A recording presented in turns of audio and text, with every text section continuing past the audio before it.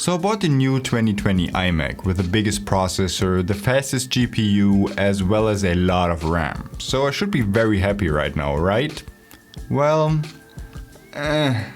yes and no. So this isn't going to be a Max Survey style kind of review, but more my personal experience as a full-time filmmaker and photographer working on the machine for the past 2 months. There's lots of good things, there's also some bad things, and I will be talking in depth about all of them, and you might actually leave a little bit more confused after than you were before. But if you're into that kind of thing, let's actually roll the intro and start the review.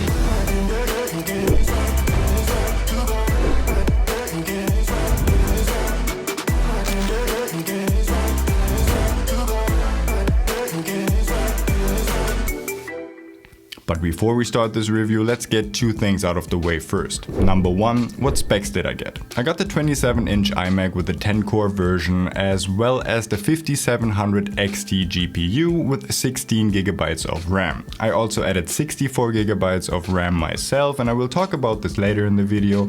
And I also chose to go for the nano texture version when it comes to the 5K display. And when it comes to the SSD, I left it at 1 TB because that's plenty enough for me. And I hinted at it earlier that I didn't let Apple upgrade my RAM, and I would never suggest to do so unless you can do it because it sold it to the main board of your computer. But if you can upgrade the RAM yourself, you really have to do it yourself. And I just bought 64 GB of RAM on Amazon for about $220, and I just installed it within 5 minutes, and everyone can do it. And I linked the RAM that I've been using in the description below if you want to check it out. And if you are interested in getting this new iMac 2020, you need to get the 8 GB version and just upgrade it yourself to either 64 GB or even 128 GB. And the second thing we need to talk about is what am I actually using this machine for? I'm a full-time filmmaker, photographer, as well as YouTuber. And I do commercial work as well as these kind of YouTube videos. And as my main camera, I'm shooting on a C300 Mark III, and I basically shoot everything in RAW. As my B cam, I'm using the EOS R5. But I'm also using other cameras like the DJI Mavic or some GoPros.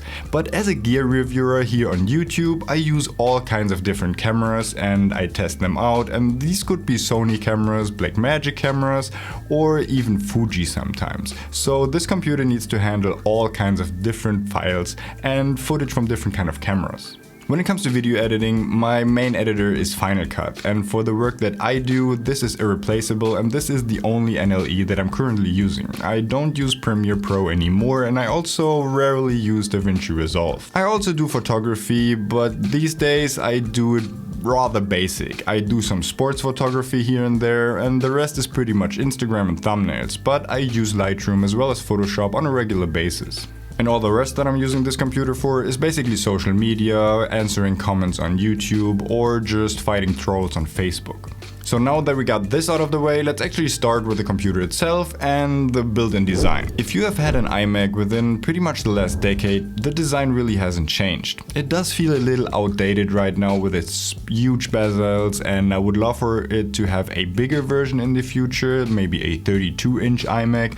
But all in all, it's still a good looking machine, and the design really doesn't bother me too much. The one thing about the design that does bother me though is that they didn't upgrade the ports. You still have 2 Thunderbolt ports, 4 USB 3 ports, a headphone jack, as well as an Ethernet port. The good thing is you can upgrade the Ethernet port to a 10 gigabit version, but other than that you still only have 2 Thunderbolt ports. For me this is a little bit of a problem. I'm coming from the MacBook Pro 2019 that already featured 4 USB-C ports. And I think 2 USB-C ports or Thunderbolt ports in that regard really aren't enough in 2020. Pretty much everybody's moving to USB-C, and so have I. Pretty much all of my equipment is already featuring a USB-C or a Thunderbolt port. So 2 ports really aren't enough for me. I'm using one of the Thunderbolt ports to connect to my QNAP NAS, and this one doesn't feature daisy chaining, so this is pretty much a one-way street, and I really need to connect this directly to my computer via Thunderbolt to get the speed that I want. I'm also not using the internal 27-inch as my main display. Well, because monitors, And I'm currently using a 43-inch LG monitor that I will also be doing a review about in the near future. And this LG monitor is powered via USB-C as well. So that already maxes out all of my USB-C/Thunderbolt ports, and my LG monitor also doesn't feature daisy chaining. So at this point, if I want to connect anything else via USB-C, I really don't have a way to do that. And this is somewhat alright for me because I just adapted all of my peripherals that already use USB-C and used the USB-C to USB 3 cable, and that works very well for card readers or even my archive drive, or even when I want to hook up a Samsung T5 that I need from Bell to edit something on. This also works okay-ish. But when I want to connect my Iris R and use it as a webcam, for example, or if I want to hook up a shotgun microphone to record a voiceover, I always need to go that route and use an adapter cable instead of just being able to plug it into my computer directly. And in 2020, I think we really need more USB-C/Thunderbolt ports. So since we're already talking about the design, I already mentioned that I did get the nano texture version, and I opted in for that because A, I think it has a higher resale value, B, when I'm traveling I'm actually trying to take my iMac whenever I can and whenever we're driving with a car, and then I really can control my environment. So having this display that is a non-glare is obviously a huge advantage, and that is the part that I really like about that monitor.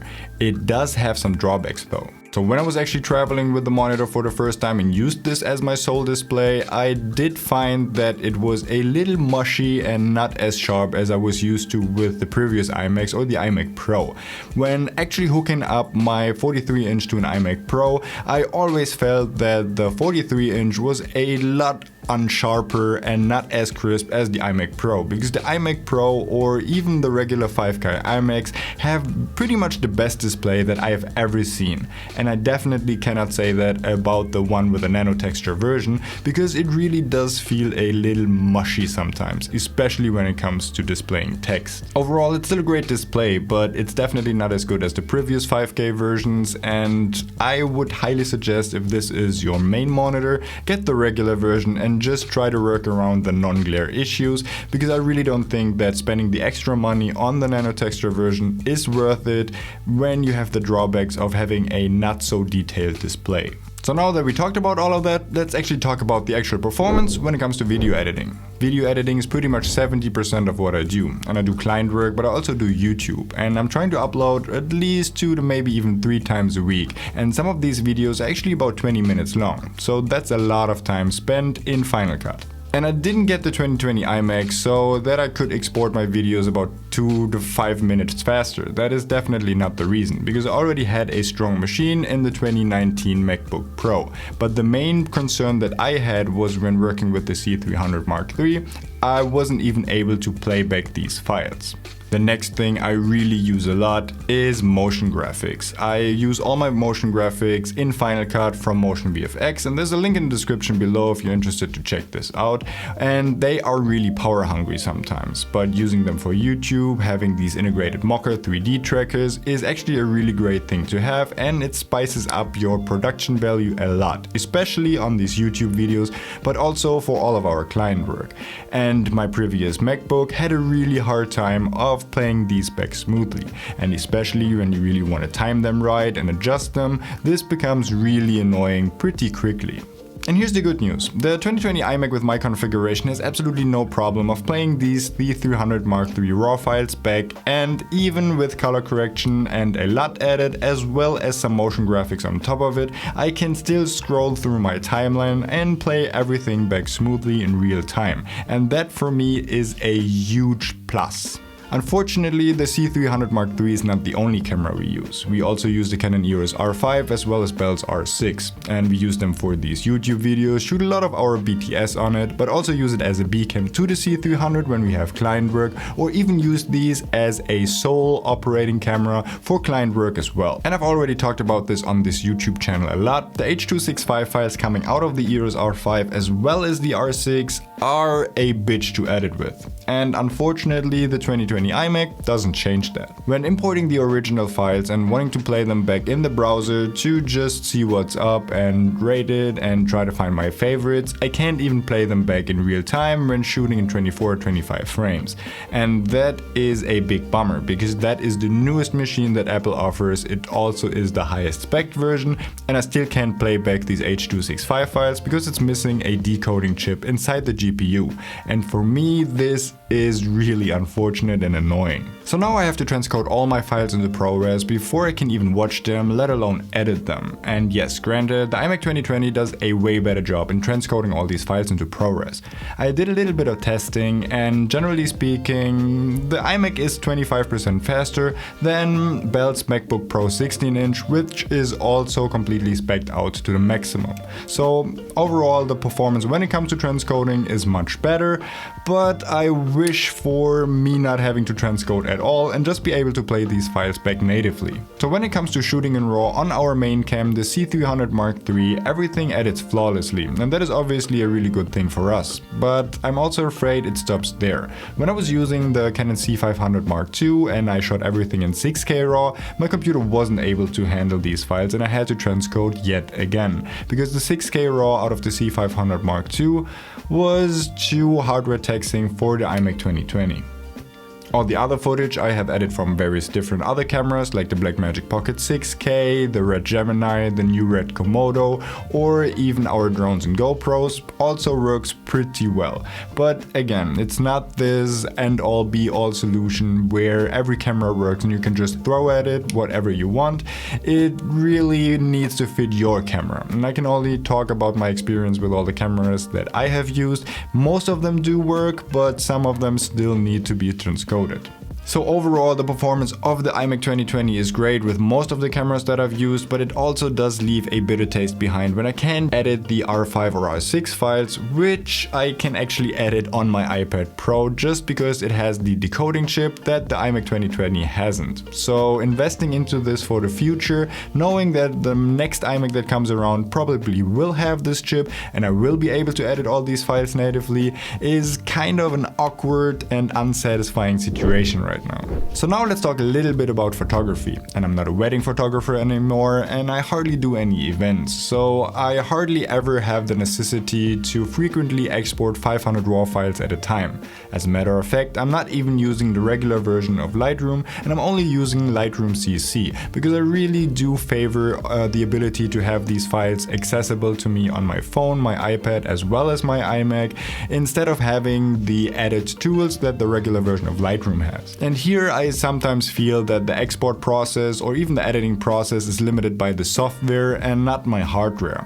But overall, it's pretty much as snappy as it was before on my MacBook, and I don't really see too much of an improvement when it comes to editing photos on the iMac 2020, at least not in Lightroom.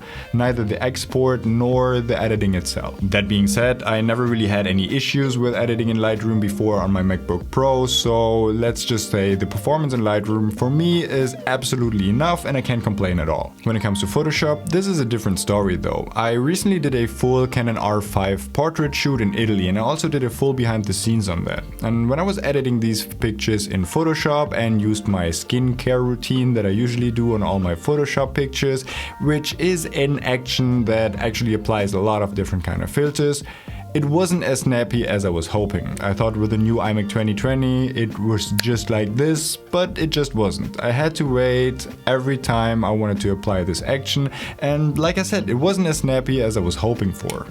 Granted, I was also using a new camera that I haven't shot on before, so I can't really compare it to my last computer, and I was also shooting in C-RAW, which is a compressed version of RAW, and this might actually make a difference because maybe it's more taxing on the computer than the regular RAW, but overall it wasn't as snappy as I was hoping. It wasn't really lagging, but I also had to wait every time I was applying this action, and I was actually hoping for the new iMac 2020 to be faster when it comes to that.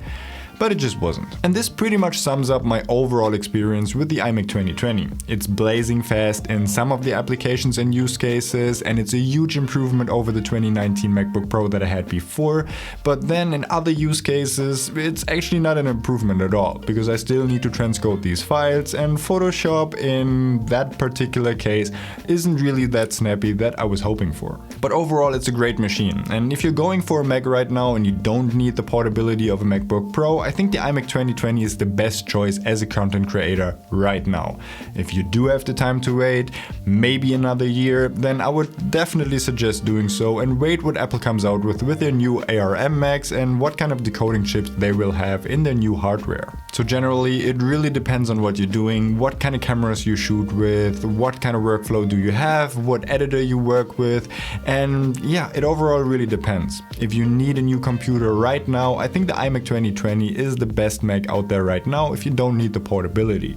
But then again, if you do have the time to wait, maybe even another year, to wait what Apple is coming out in the future with their new ARM Macs, you might actually want to hold on, especially when you plan on shooting with a Canon EOS R5 or i6. And I'm not sure about the A7S III, but I will do some tests about this in the near future. But if you have some of these cameras or planning on getting those, then you might actually want to wait, because you still need to transcode this and you don't really need a high-end machine to edit these ProRes files, so you might as well either get an older machine or wait for a newer one. So my overall verdict of the new iMac 2020 is really mixed. I'm really glad that it can play back the C300 Mark III files with LUTs, with color correction, as well as with motion graphics on it. I'm pretty bummed out that it can't play back the R5 and the R6 files, and I will probably get a new iMac once one comes out that actually does edit these files. But overall, if you're not concerned with H.265, I really do like the iMac 2020. It's much quieter when it comes to rendering and editing than my 2019 MacBook Pro was, and for me this is a big deal because I really can't stand this airplane noise every time I'm starting to open Final Cut. So this is also a huge improvement for me, and overall, yes, I am satisfied with it, but the machine definitely has some quirks and you need to be aware of those. So I hope I could actually help you with your decision of purchasing a new iMac if you're actually in the market for one, and if you did like this video, actually like this video, and also subscribe to the channel for more, because we are producing a lot of cool content in the very near future, and I hope to see you on the next one.